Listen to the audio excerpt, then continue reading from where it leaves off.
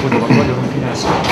Išsiilgo šitų kovų būtent? Be abejo pasiilgom, tai ne tik mums, sakant, čia gražios rungtynės svarbios, bet ir visa Lietuvos krepšinio visuomenė, kaip pasakyti, laukia tų dvikovų, kurios puošia LKL ir aišku keista, kad po naujų metų pirmą kartą mes susitinkam.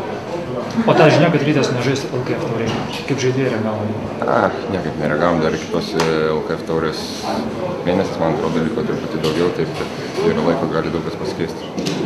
Sakai, kad spurtą lėmė atkarpa, bet ką jūs gerai padarėte, kas jums pavyko per tą atkarpą? Žinot, manau, kad likus 10 minučių dar labiau susikaupėm ir gynyboje apsigynėm svarbes atakas, pavyko užpultumės kelis tritaškius ir kai tas atstumas tapo 7-8 taškai tarp mūsų, manau, jie pradėjo skubėti, o mes paprasčiausiai gerai gynėmės ir sumetėm baudas ir viskas.